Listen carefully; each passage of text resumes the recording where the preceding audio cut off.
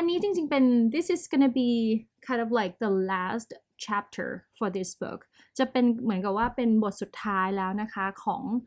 งหนังสือเล่มนี้นะคะ The $100 Startup ใช้เงินน้อยกว่าแต่รวยก่อนซึ่งบทนี้เนี่ยชื่อบทว่าวิธีสร้างแฟรนไชส์ของตัวเองจะหมายความว่ายังไงนะคะหลายๆคนน่าจะรู้จักคำนี้กันอยู่แล้วแฟรนไชส์นะคะพวกแบบ McDonald's บลาบลาบลาไปนะก็คือเขาจะพูดถึงการ how to franchise yourself franchise นะคะก็คือ stress ที่พยางค์แรกไปเลย franchise yourself น่าสนใจค่ะจริงๆมันก็คือสรุปง่ายๆว่า instructions on cloning yourself for fun and profit คือขั้นตอนการ cloning ตัวเองเพื่อความเพลิดเพลินเพื่อความสนุกfor fun and profit ก็คือผลกำไรนั่นเองค่ะแล้วก็มีคำคมเปิดเรื่องก็คือ I'm not a businessman I am a businessman เขาบอกว่าผมไม่ใช่นักธุรกิจแต่ผมเนี่ยแหละเป็นธุรกิจนะคะ by Jay-Z นะคะ by Jay-Z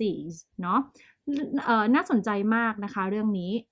as business models go นะคะในบรรดาโมเดลธุรกิจต่างๆคำว่าโมเดลภาษาอังกฤษไม่ได้ออกว่าโมเดลแต่ออกว่า models นะคะเป็นสระ R นะคะ models เนาะอย่าออกว่าโมเดลถ้าโมเดลปั๊บฝรั่งจะงงทันทีให้ straight ให้ถูกต้องก่อนนะตรงนี้ as business models go buying a franchise that is based on someone else's company is usually a bad idea ในบรรดาโมเดลธุรกิจต่างๆเนี่ยการซื้อธุรกิจแฟรนไชส์จากบริษัทอื่นมักเป็นความคิดที่แย่มาก is usually a bad idea the basic buy-out franchise pitch runs like this ซึ่งข้อเสนอธุรกิจแฟรนไชส์ทั่วไปมักจะเป็นลักษณะนี้ค่ะfirst you raise $250,000 by withdrawing your life savings ก่อนอื่นคุณต้องมีเงินสักแบบ $250,000 ก่อนนะคะซึ่งก็อาจจะเป็นเงินที่คุณเก็บหอมรอมริบมาทั้งชีวิตก็ได้นะคะเราเรียกว่า life savings ก็คือเงินออมที่เก็บมาทั้งชีวิต life savings นะคะ borrowing your family members and maxing out your credit cards หรือว่าคุณอาจจะยืมมาจากคนในครอบครัวก็ได้หรือว่าอาจจะไปเอามาจากการรูดบัตรเครดิตจนเต็มวงเงินการรูดบัตรเครดิตจนเต็มวงเงินเนี่ยเราจะพูดว่า max out your credit cards นะคะ maxing out your credit cards pay most of that money up front to a company that would generously allow you to work for it I like this one เขาบอกว่าคือแล้วจากนั้นเนี่ยก็นำเงินก้อนดังกล่าวเนี่ยไปมอบให้แก่บริษัทที่ใจกว้างจนยอมให้คุณทำงานให้กับเขา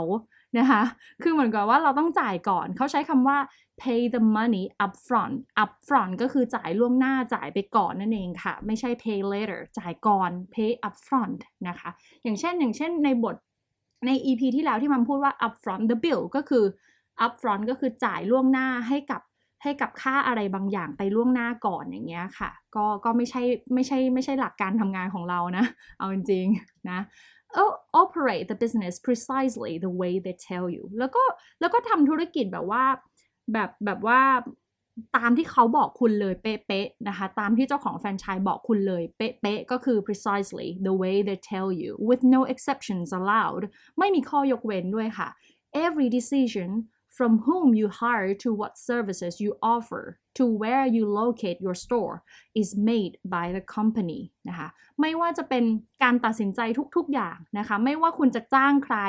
หรือจะเป็นเสนอบริการอะไรหรือจะตั้ง store ที่ไหนเนี่ยก็คือตัดสินใจโดยบริษัทแม่ทั้งสิ้น They will even tell you what color shirt you are required to wear in your own business พวกเขาถึงขั้นสั่งคุณได้เลยด้วยซ้ำว่าต้องใส่เสื้อสีอะไรมาบริการธุรกิจของคุณซึ่งมันเป็นธุรกิจของเราหรือเปล่าอันนี้เริ่มไม่แน่ใจแล้วใช่ไหมคะว่าแบบyour own business but you can't make a decision or anything at all คือมันเป็นธุรกิจของคุณน่ะชื่อว่า your own business but yeah you gotta follow the rules follow everything if the business succeeds ถ้าธุรกิจไปได้สวยนะ you will make an average of $47,000 a year after scraping by for 3 years on the same 50 hours work weeks you could spend at someone else's company with a lot less stress ถ้าธุรกิจไปได้สวยนะคะจากการลงทุน $250,000 ในการทำธุรกิจแฟรนไชส์เนี่ยคุณจะทำเงินได้เฉลี่ย $47,000 ต่อปีหลังจากใช้เวลา3ปีทำงานสัปดาห์ละ50ชั่วโมงมีรายได้แค่พอกินพอใช้นะคะแต่ยังไงก็ตามคุณก็สามารถหาเงินได้พอๆกันถ้าทำงานเป็นพนักงานบริษัทอันนี้ based on ว่าอยู่อเมริกานะคะไม่ได้อยู่ไทยนะ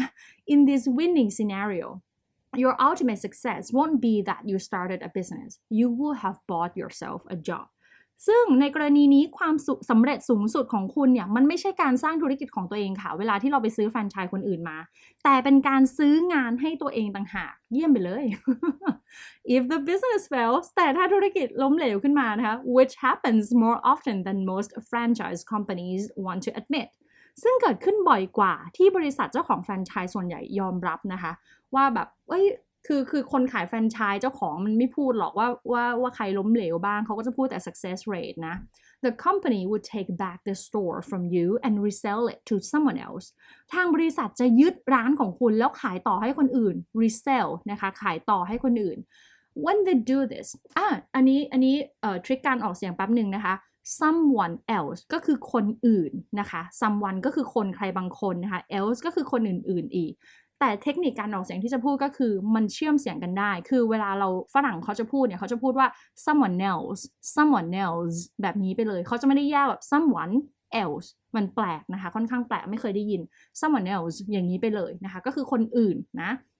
when they do this แล้วเวลาพวกเขาทำอย่างเงี้ยเวลาเขายึดร้านเราไป they won't count your failure as a store closure in that statisticsทางบริษัทยึดร้านไปแล้วเวลาเรื่องทำนองนี้เกิดขึ้นเขาจะไม่นับรวมความล้มเหลวของคุณไว้ในสถิติร้านค้าที่เลิกกิจการนะคะthat suggests a high percentage of franchise locations remain open you have no idea who is operating them and who owes $250,000 that they have no way to repay นะคะเพราะฉะนั้นเนี่ยดังนั้นเขาจะไม่นับรวมในสถิติว่าร้านค้าเลิกกิจการเพราะเขาขายต่อให้คนอื่นนะคะดังนั้นเมื่อคุณได้เห็นข้อความที่ระบุว่ามันมีร้านแฟรนไชส์ที่ยังเปิดอยู่มากมาย remains open ยังคงเปิดอยู่นะคะคุณไม่มีทางรู้ได้เลยค่ะว่าใครบริหารร้านอยู่และยังมีกี่คนที่เป็นหนี้อยู่ $250,000 โดยที่ไม่มีทางหาเงินมาใช้คืนได้อันนี้มันก็เพิ่งรู้เหมือนกันนะคะน่าสนใจมากเลยนะ How does that proposal sound to youข้อเสนอ proposal นะคะข้อเสนอของธุรกิจแฟรนไชส์ที่ผมพูดถึงฟังดูเป็นยังไงบ้างล่ะสำหรับคุณ probably not so great right คงไม่ยอดเยี่ยมเท่าไหร่ใช่ไหมคำว่า probably ก็คือคงจะนะคะ probably not so great which is why buying into someone else operation isn't usually the opportunity it may seem from the outside เพราะฉะนั้นก็เป็นเหตุผลว่าทำไมการซื้อระบบบริหารธุรกิจจากคนอื่นมันเลยไม่ใช่โอกาสงามๆอย่างที่เราคิดเสมอไปค่ะเนาะ thankfully ขอบคุณพระเจ้านะคะ thankfully there is an alternative คือตัวเลือกนะคะ alternative ให้เน้นเสียงหนักที่ nay นะคะ alternative building a real business of your own something that you have ownership of and control of ก็คือโชคดีที่เรามีทางเลือกอื่นนั่นคือการสร้างธุรกิจที่เป็นของเราจริงๆนะคะโดยที่คุณมีอำนาจควบคุมทุกอย่าง control over นะคะมี ownership of and control over Buying into someone else's franchise isn't usually a good idea, but figuring out how to leverage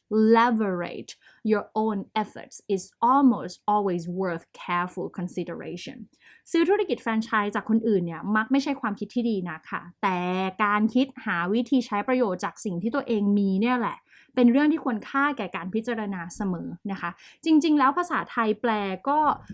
ไม่ค่อยตรงเท่าไหร่นะกับคำศัพท์ภาษาอังกฤษนะคะภาษาอังกฤษเขาใช้คำว่า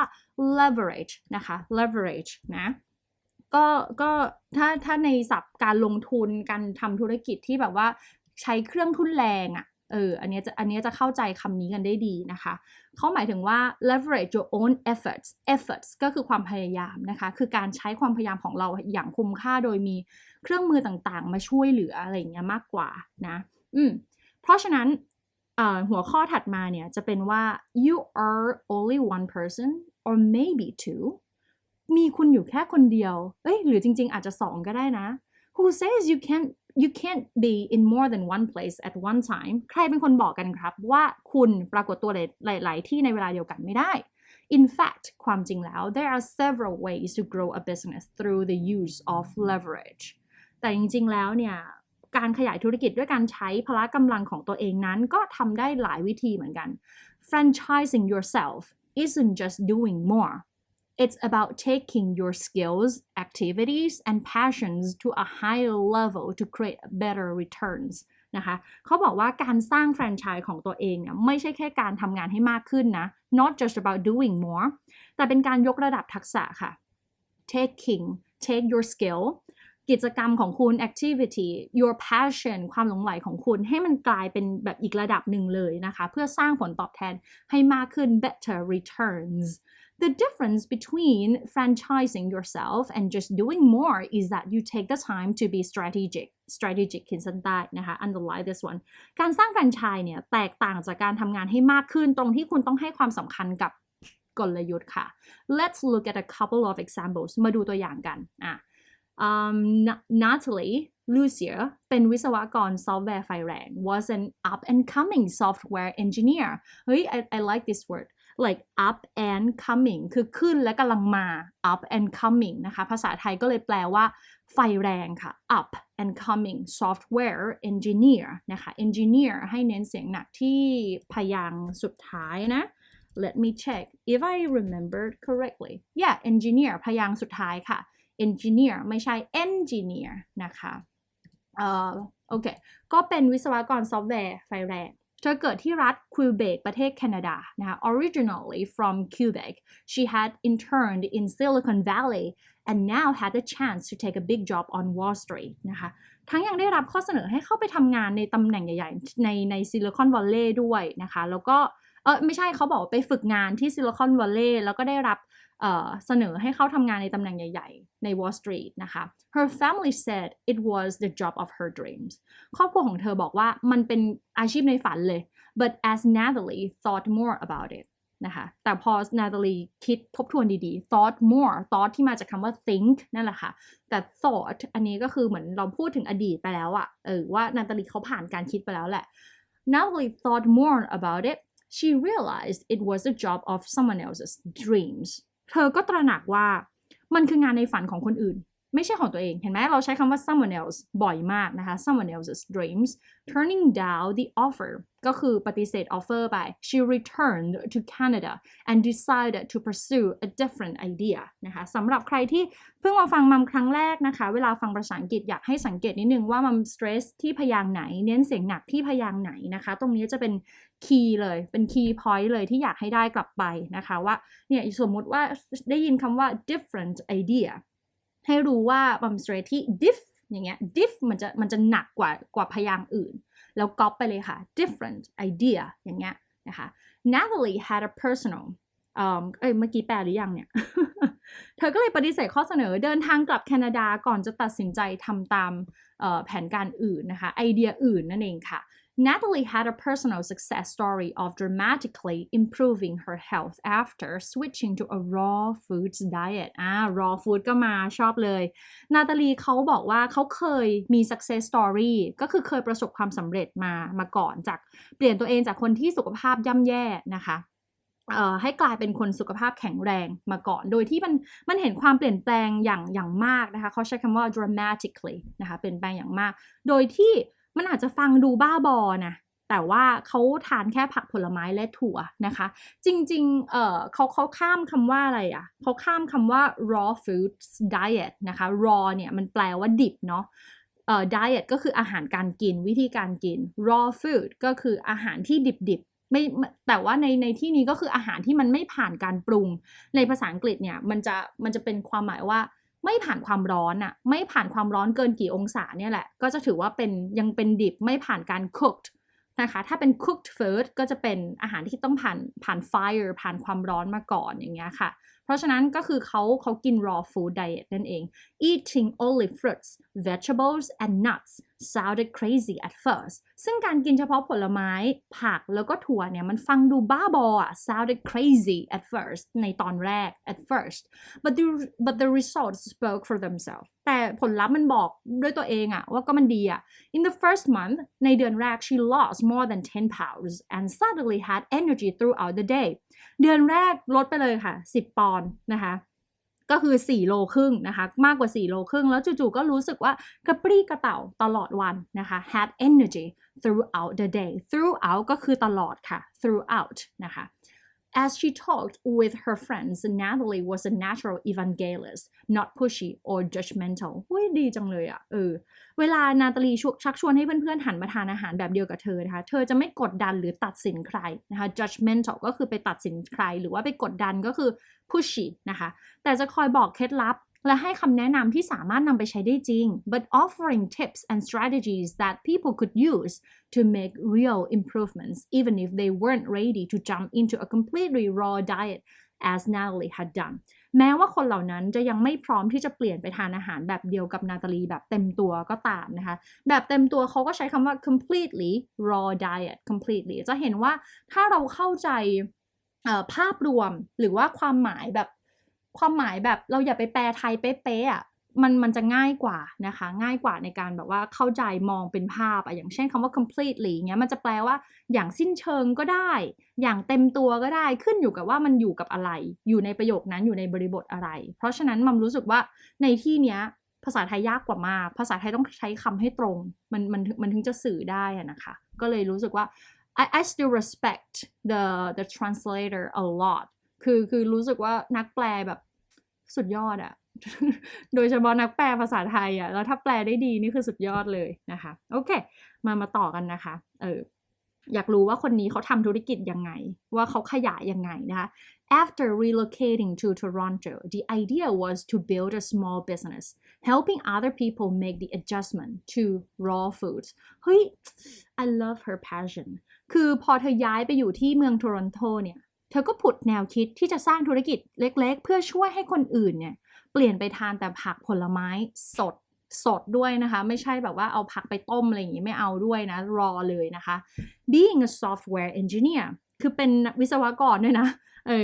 แล้วมองว่าตัวเองเป็นพวกคลั่งเทคโนโลยีเช่นเดียวกับ Brett Kelly ในบทที่4นะคะ and a self-described geek like Brett Kelly in chapter 4 Natalie programmed a database set up an app and built her own website.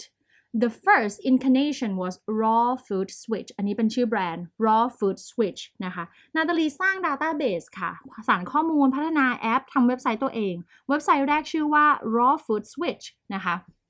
which correctly represented the concept but seemed a bit boring ซึ่งมันก็ฟังดูได้อะก็คือเข้าใจอะแต่ว่าก็คือเปลี่ยนมากิน raw food นั่นแหละความหมายตรงๆนะคะ switch ก็คือเปลี่ยนมาใช่ไหมแต่ว่ามันก็ a bit boring one day วันหนึ่งค่ะ Natalie noticed that the same letters and therefore the same website could be rendered as raw foods which เฮ้ยเจ๋งจากคำว่า switch ที่แปลว่าเปลี่ยนนะคะพอเขาเอาตัว s มาไว้หลังคำว่า food มันก็กลายเป็นแม่มด raw food แทนนะคะ could be rendered as raw foods which แบบนี้แทนนะคะเป็นแม่มดก็คือแปลว่าแม่มดแทนที่จะแปลว่าเปลี่ยนก็มันทำให้เกิดกิมมิคขึ้นมานะคะ leading to a new theme นะคะทำให้เกิดธีมใหม่ขึ้นมาเลยสำหรับ business นี้นะDressing in character with a pointed black hat for photo shoots, she rebranded the whole business around herself. แล้วเขาก็ถ่ายรูปตัวเองสวมชุดแม่มดแล้วก็หมวกปลายแหลมสีดำเลยค่ะเรียกได้ว่าเธอปรับปรุงภาพลักษณ์ธุรกิจไปเลยนะคะ Natalie created programs, one-time products, and individual consultation sessions in the same way we have seen others do throughout the book. Raw Foods which grew into $60,000 business after the first year. Oh my gosh นะคะเรียกได้ว่าปรับปรุงภาพลักษณ์ธุรกิจเสร็จปั๊บก็จัดตารางการทานอาหารสร้างผลิตภัณฑ์ในที่นี้เขาไม่ได้บอกว่ามันเป็น one time products ก็คือภาษาไทยภาษาอังกฤษเขา original เขียนว่า one time product ก็คือสินค้าที่ซื้อครั้งเดียวจบนะคะซื้อครั้งเดียวจบแต่ว่าในภาษาไทยแค่บอกว่าเป็นผลิตภัณฑ์เฉยๆแล้วก็ให้คำปรึกษาแบบส่วนตัวด้วยนะคะ ก็อย่างที่คนอื่นในหนังสือเล่มนี้เขาทำนั่นแหละนะเมื่อปีแรกผ่านไปเว็บไซต์ Raw Foods Which เนี่ยก็ทำเงินได้ $60,000 สหรัฐนะคะหลังจากผ่านไปแค่ปีเดียวเท่านั้นนะคะ$60,000ก็น่าจะ1.8 ล้านไหมน่าจะใช่นะคะจากธุรกิจตัวนี้ใช่ประมาณ2 ล้านนะคะ$60,000 2 ล้าน What's not to love แล้วเธอจะไม่ชอบอะไรเกี่ยวกับธุรกิจนี้บ้าง Just one thing มีอย่างหนึ่งค่ะ From the outside she told me at a vegetarian restaurant in Toronto ก็คือเขาก็มาเล่าตอนที่เรานัดคุยกันที่ร้านอาหารมังสวิรัติในโตรอนโตนะ It looked like all I talked about was raw foods. No one realized I had done all the programming and really enjoyed the intersection of business and technology. คือเขาบอกว่าถ้าดูจากภายนอกนะคะเขาใช้คำตรงๆเลยค่ะว่า from the outside ดูจากภายนอกนะคะก็ดูเหมือนว่า it looked like all I talked about was raw foods ก็ดูเหมือนว่าฉันก็ทำแค่บอกให้ผู้คนทานแต่ผักกับผลไม้สดแต่ไม่มีใครตระหนักเลยว่าฉันไม่ควรทำเว็บไซต์เองทั้งหมดค่ะแล้วก็สนุกกับการผสมผสานธุรกิจเนี้ยเข้ากับเทคโนโลยีอย่างแท้จริงก็คือเขาสนุกไปกับมันนั่นเองก็คือคนก็คิดว่าเขาคงบ้าเรื่องอาหารอย่างเดียวมั้งแต่หารู้ไหมว่ามันคือการเอา2 สกิลเนี่ยมาผสมกันนะคะซึ่ง the second business ธุรกิจที่2 came about unexpectedly after Natalie began getting tech inquiries from her raw foods clients who were also creating businesses ธุรกิจที่2เนี่ยเกิดขึ้นอย่างไม่คาดฝันค่ะ unexpectedly นะคะเพราะว่าเกิดขึ้นหลังจากที่ลูกค้าเนี่ยติดตามเว็บไซต์ของเธอแล้วกำลังสร้างธุรกิจของตัวเองนะคะลูกค้ากำลังสร้างธุรกิจตัวเองแล้วก็เลยเริ่มตั้งคำถามเกี่ยวกับเทคโนโลยีเธอก็เลยตัดสินใจที่จะสร้างแบรนด์แยกออกมาอีกค่ะเป็น Tech Consulting เจ๋ง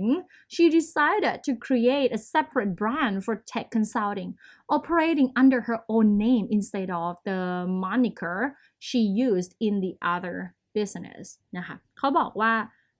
ก็บริหารโดยสร้างธุรกิจใหม่ที่มุ่งเน้นเรื่องการให้คำปรึกษาด้านเทคโนโลยีโดยเฉพาะเลยนะคะแล้วก็บริหารธุรกิจภายใต้ชื่อของเธอแทนที่จะใช้ชื่อเดียวกับเว็บไซต์นะคะเว็บไซต์ Raw Foods Which เนี่ย is still powerful นะคะก็ยังแข็งแกร่งอยู่นะคะเป็น powerful brand อยู่ Friends and clients report that other shoppers have mentioned her in the grocery store when they see a cart full of avocados, but she's restructured the business to run on 80% autopilot. Wow, that's cool. นะเขาบอกว่าเพื่อนฝูงและลูกค้าของเธอต่างบอกว่าคนในซูเปอร์มาร์เก็ตคนที่ซื้อของในซูเปอร์มักพูดถึงเธอพูดถึงแบรนด์ Raw Foods Which อยู่เสมอเวลาที่แบบเราเห็นใครถือของที่แบบเต็มไปด้วยผลไม้อยู่เป็นผักอะไรอย่างเงี้ยเต็มคันรถนะคะยังไงก็ตามเธอได้ปรับเปลี่ยนโครงสร้างของเว็บไซต์นะคะ restructure ปรับเปลี่ยนโครงสร้างเว็บไซต์ให้มันเป็น 80% autopilot ก็คือเราไม่ต้องเข้าไปควบคุมดูแลมันรันของมันเองได้นะคะดำเนินไปได้เองอัตโนมัติ It still brings in a good income but now Natalie spends her time building the second business instead of doing one or the other Natalie effectively franchised herself นะคะแต่ตอนนี้มันก็ยังทำเงินได้โอเคแล้วตอนนี้นาตาลีก็แบ่งเวลาไปสร้างธุรกิจที่2ด้วยแทนที่จะเลือกทำเพียงธุรกิจใดธุรกิจหนึ่งนาตาลีกลับสร้างแฟรนไชส์ของตัวเองได้อย่างมีประสิทธิภาพถ้าอ่านมาถึงตรงนี้เนี่ยก็จะเข้าใจว่ามันคือการสร้างอีกธุรกิจหนึ่งโดยที่เขาเนี่ยได้ systemize นะคะได้สร้างระบบ systemize นะคะทำให้มันเกิดระบบขึ้นในธุรกิจแรกเขาก็จะสามารถโคลนตัวเองออกไปทำธุรกิจที่2ที่3ที่4ที่5ได้โดยที่เขาก็ทำทีละอย่างนะก็คือเธอไม่ได้แบบไปตั้งบริษัทเทคในขณะที่ตั้ง raw food นะคะคือเขาให้รันไปแบบ 80% autopilot first เนาะก็โอเคเลยนะคะเป็นไอเดียการ franchise yourself ที่เจ๋งนะคะโอเคไม่นึกว่าเขาจะใช้คำนี้ไม่นึกว่าเขาจะใช้คำนี้นะ After Natalie set up the tech consultancy she had to go back to the raw foods business and make some changes หลังจากที่ก่อตั้งธุรกิจให้คำปรึกษาด้านเทคโนโลยีแล้วเนี่ยเธอก็ต้องกลับไปสร้างความเปลี่ยนแปลงไปเปลี่ยนอะไรสักอย่างกับ raw food business เหมือนกัน The business had always been dependent on new products and launches And since her focus was now elsewhere ก็คืออยู่ที่อื่นนะคะ elsewhere คำว่าที่อื่นนะคะจำไว้เลยวันนี้เราได้คนอื่นก็คือ someone else นะคะ someone else แต่ว่าเชื่อมต่อกันอันนี้คือที่อื่นก็คือ elsewhere นะ she had to reduce the dependency while ensuring that it would produce income on a more regular basis นะคะเขาบอกว่าพอก็เพราะว่าบริษัท raw foods เนี่ยมันจริงๆแล้วเนี่ยรายได้ของเขาเนี่ยมันขึ้นอยู่กับการเปิดตัวผลิตภัณฑ์ใหม่ๆอยู่ตลอดนะคะเพราะฉะนั้นเนื่องจากตอนนี้เขาไม่มีเวลาละเขาต้องทำธุรกิจที่2นะเขาก็เลยต้องคิดค้นผลิตภัณฑ์ใหม่ๆให้น้อยลงก็เลยทำทุกวิถีทางเพื่อให้แน่ใจว่าบริษัท raw foods which เนี่ยมันจะมีรายได้เข้ามาอย่างสม่ำเสมอก็เลยต้องมาเหมือนกับว่ามาใส่ระบบหรือว่าใส่ strategy ต่างๆให้มันรันของมันได้เองนั่นเองค่ะเนาะแล้วก็ across the border and a few states away อันนี้มาอีกเคสหนึ่งแล้วนะคะต่อไปนะคะผมจะพาคุณข้ามพรมแดนมาที่สหรัฐอเมริกาโอ้ยนี่มันกี่ประเทศเนี่ยฮะแต่เขาไม่พูดถึงเอเชียเท่าไหร่เนาะไม่มีเอเชียนะคะ across the border and a few states away Brooke Thomas founded New Haven Roofing a holistic health practice มาด้านสุขภาพอีกแล้วนะคะ Brooke Thomas เนี่ยเธอเนี่ยเป็นผู้ก่อตั้งคลินิก New Haven Roofing ซึ่งให้บริการด้านสุขภาพแบบองค์รวมค่ะ Holistic Health Practice. The clinic attracts a clearly defined group of clients, people who want to address chronic pain and mobility problems. No one comes to see Brooke when they're feeling great, okay? ซึ่งคลินิกแห่งนี้ดึงดูดนะคะลูกค้าที่มีลักษณะเฉพาะตัวคือคนที่ต้องการรักษาอาการปวดแบบเรื้อรังค่ะเรื้อรังด้วยนะโอเค chronic นะคะก็คือเรื้อรังนะคะ chronic pain ความเจ็บปวดที่มันเกิดขึ้นอยู่ตลอดแล้วก็แก้ปัญหาด้านการเคลื่อนไหวนะคะเราใช้คำว่า mobility ที่มาจากคำว่า mobile phone นะคะไม่ใช่ mobile นะ mobile อย่างนี้นะคะก็คือด้านการเคลื่อนไหวนั่นเองค่ะไม่มีใครมาหาบรูคตอนที่ตัวเองแข็งแรงดีหรอกค่ะ no one comes to see Brooke when they're feeling great.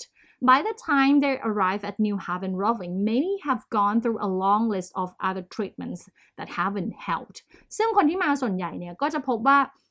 ก็เคยรักษามาเยอะมากแล้วอะซึ่งไม่ได้ช่วยเลย Brooke is a testimony to the treatment she provides. ซึ่ง Brooke เนี่ยเขาบอกว่าใช้ตัวเองเป็นเครื่องยืนยันว่าวิธีรักษาแบบ roofing เนี่ยเฮ้ยมันได้ผลจริงๆหลังจากต้องทนอยู่ความเจ็บปวดจากอาการบาดเจ็บที่ติดตัวมาตั้งแต่เกิดตลอด23ปีเธอก็หายได้ด้วยวิธีนี้อันนี้เริ่มอยากรู้ส่วนตัวแล้วค่ะว่าเขาทำยังไงนะคะ She became pain free through roofing after 23 years having lived her whole life to the point with problems related to a birth injury นะคะเขาเป็นอาการบาดเจ็บตั้งแต่เกิดนะคะไม่ใช่กรรมพันธุ์นะแต่เป็น a birth injury นะคะโอเค before she moved to Connecticut ก่อนจะย้ายมาที่รัฐ Connecticut เนี่ย Brooke เคยทำธุรกิจคล้ายกันที่ California and New York นะคะ Brooke operated similar businesses in California and New York. With each move, she learned a little more about what to do and what to avoid. ซึ่งเธอก็เรียนรู้ค่ะว่าต้องทำอะไรแล้วต้องหลีกเลี่ยงอะไรเนาะ Opening the same kind of business in different cities was insightful. คือเขาบอกว่าสิ่งที่ค้นพบอีกอย่างหนึ่งที่สำคัญคือการเปิดธุรกิจแบบเดียวกันแต่ในสถานที่ต่างกันเนี่ยถือเป็นเรื่องฉลาดนะAfter moving to New Haven, she had filled her client list within 4 weeks. And then she took on a partner to manage additional appointments. A single mother with a young child, Brooke works part-time but still earns more than $70,000 a year from the practice. Oh my gosh. คือหลังจากเปิดตัวภายใน4สัปดาห์เท่านั้นน่ะคือคนจองคิวเต็มเลยนะคะจ้างพนักงานคนหนึ่งก็เพื่อจัดการนัดหมายอื่นๆเพิ่มซึ่งบรูคเนี่ยเขาก็เป็นคุณแม่เลี้ยงเดี่ยวด้วยนะคะเป็น a single mother with a young child แล้วลูกก็ยังเล็กๆด้วยถึงเธอจะไม่ได้ทำงานประจำเธอก็ยังคงมีรายได้มากกว่า $70,000 ต่อปีจากธุรกิจนี้ค่ะไม่ได้ทำงานประจำด้วยอ่ะดีจังเลยเจ๋ง I like this นะคะเงินอยู่ประมาณ2.3 ล้านอะไรอย่างเงี้ยนะคะต่อปี Repeated success in different cities involved getting to know other care providers เขาทำยังไงความสำเร็จเนี่ยมันเกิดขึ้นซ้ำแล้วซ้ำเล่าจากการเปิดคลินิกตามเมืองต่างๆมีสาเหตุมาจากว่า She gets to know other care providers and Brooke noticed that some were more business savvy than others นะคะเขาบอกว่า Brooke สังเกตเห็นว่า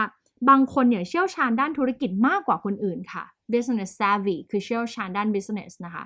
By using her real-world experience, Brooke created Practice Abundance, a training program for other wellness providers, offering a series of support modules and a community forum. Practice Abundance was a business course that focused strictly on ways to improve a practice.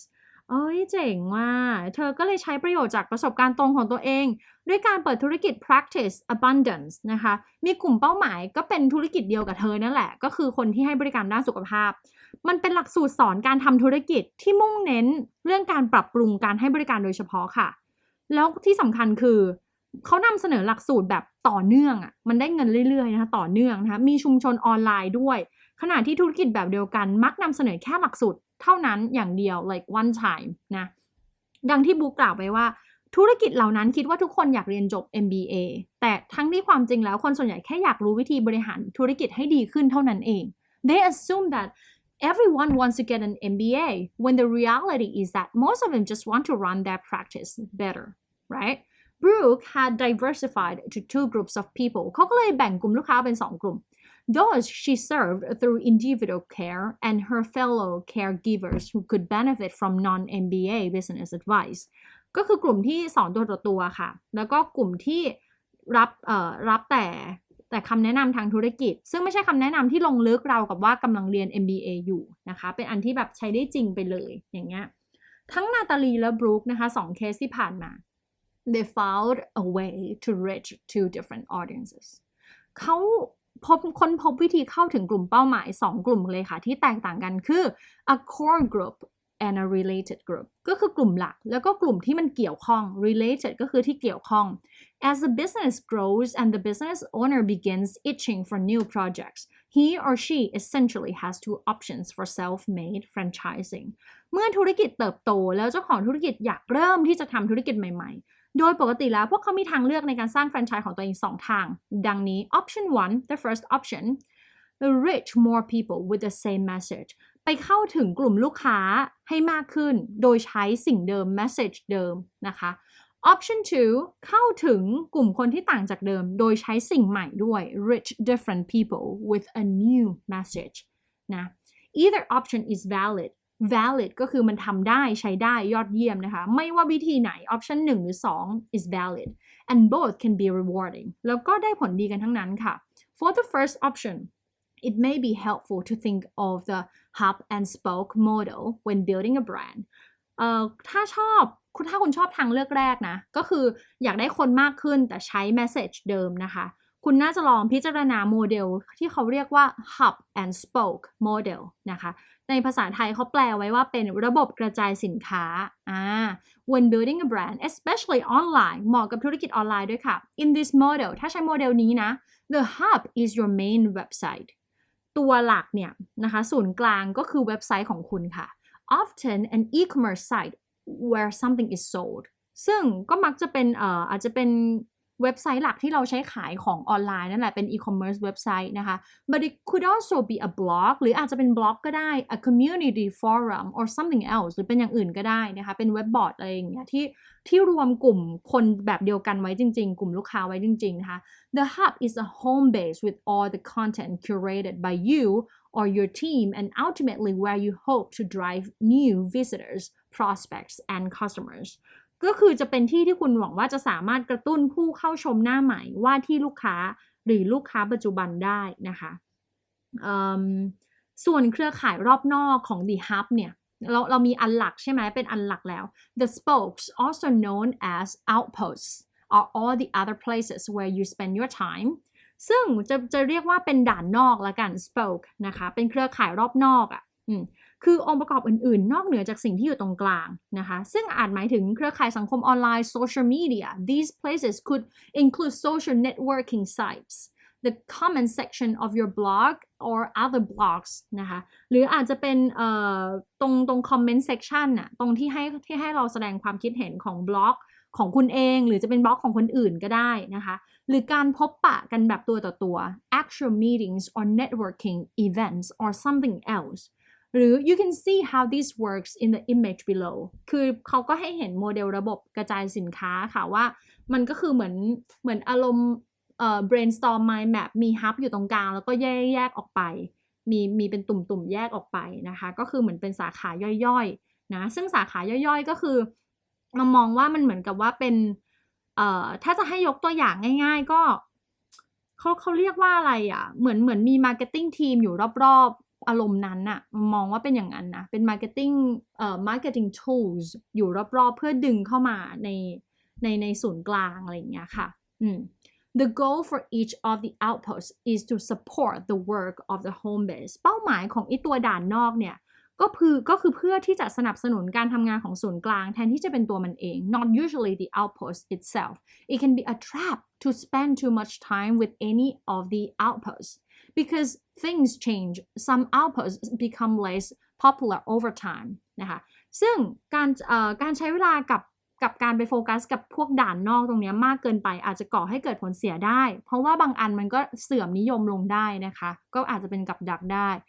สิ่งต่างๆมันเปลี่ยนแปลงเสมออ่ะเราก็ต้อง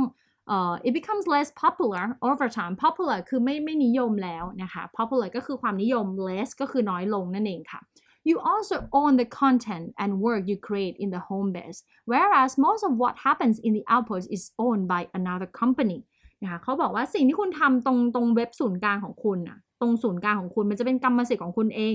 ในขณะที่สิ่งที่เกิดขึ้นในด่านนอกส่วนใหญ่จะเป็นกรรมสิทธิ์ของบริษัทอื่นนะคะ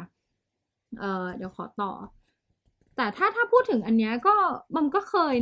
ยไปเจอสินค้าอะไรอย่างเงี้ยผ่านการเขียนบล็อกของเว็บคนอื่นแล้วในคอมเมนต์เซกชันของบล็อกคนอื่นที่เขาพูดถึงแบรนด์หนึ่งแล้วเราก็ตามไปมันเหมือนอารมณ์แบบเป็น long tail marketing somehow นะคะเป็นเหมือน marketing tools if you ask me นะแล้วอีกวิธีหนึ่งนะคะอันนี้น่าสนใจมากเพราะว่าเขาตั้งหัวข้อไว้ว่า partnership how 1 plus 1 equals 3หุ้นส่วนจะ1บวก1ได้3ได้ยังไงคำนี้เวลาที่1บวก1ไม่ได้เท่ากับ2เราจะเรียกว่าเป็น synergy นะคะ1บวก1ได้มากกว่า2ก็คืออาจจะได้3ได้4ได้5เขาหมายความว่ายังไงนะคะ One path through franchising yourself is to team up with a trusted partner ก็คือการไปเข้าร่วมมือกับหุ้นส่วนที่ไว้ใจได้ค่ะ trusted partner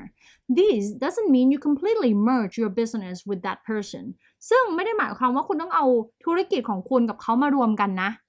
merge แปลว่ารวมกันควบรวมถ้าใครใช้ Microsoft Excel หรือ Numbers ใน Mac นะคะจะเห็นคำนี้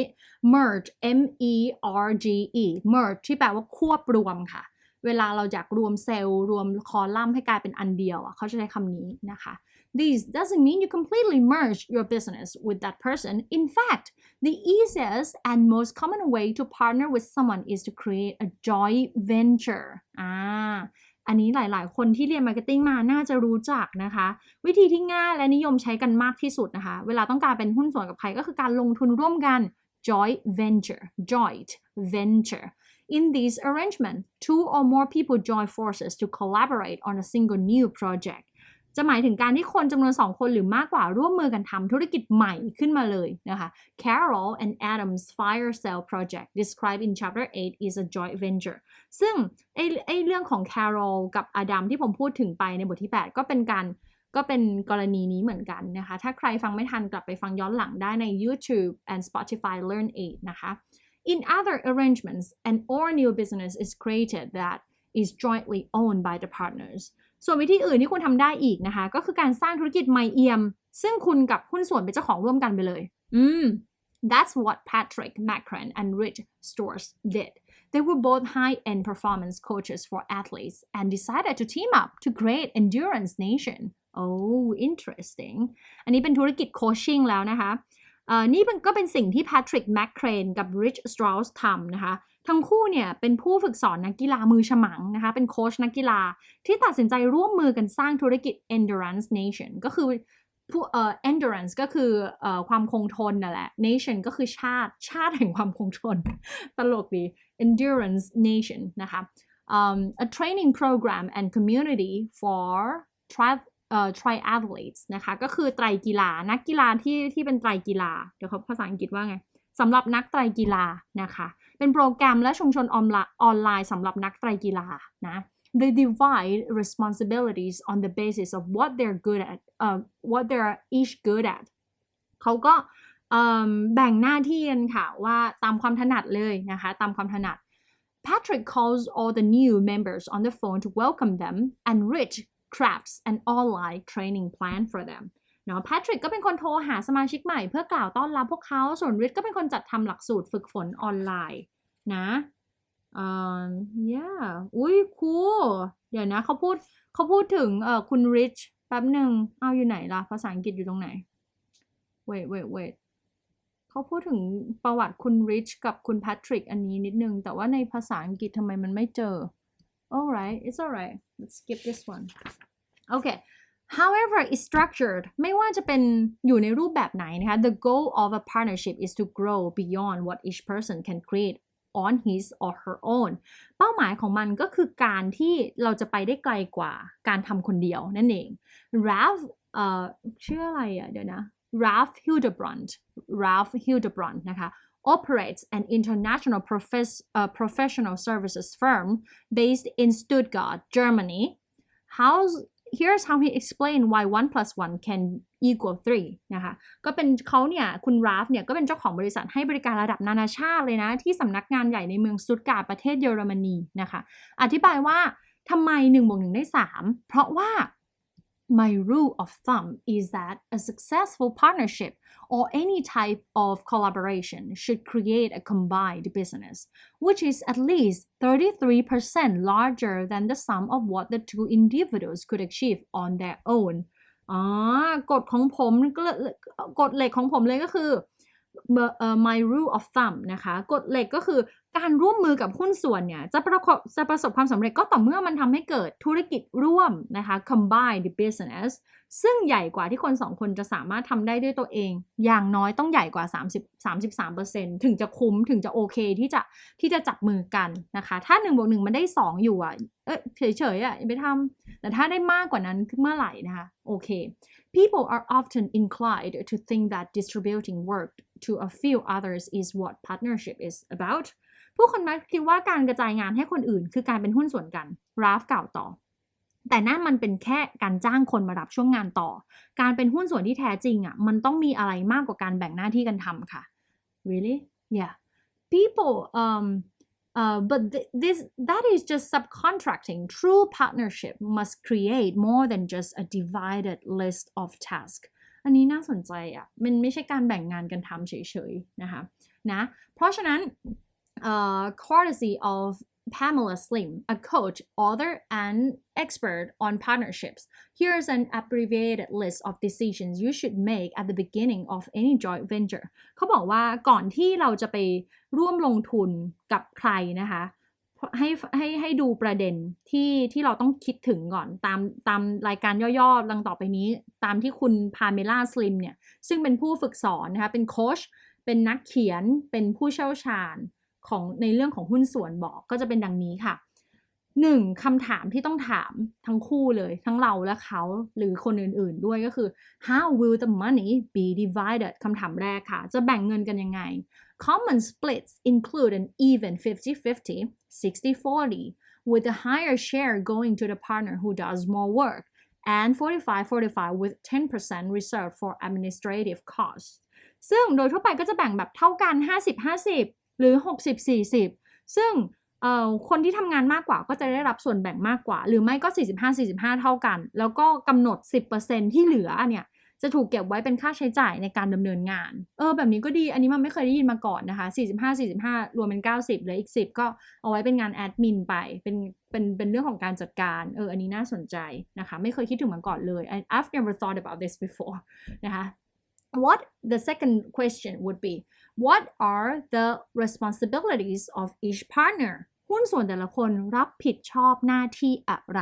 นะคะ responsibilities ก็คือมันมี value อะไรที่แต่ละคนเนี่ยจะให้ได้กับสิ่งนี้นะคะ What kind of information is shared between partners นะคะข้อมูลแบบไหนล่ะที่หุ้นส่วนแต่ละคนต้องบอกให้อีกฝ่ายรับรู้ก็คือต้องแชร์กันนะคะต้องแชร์กันไม่ใช่มาปิดบังความลับนู่นนี่นั่นอะไรเงี้ยเพราะฉะนั้น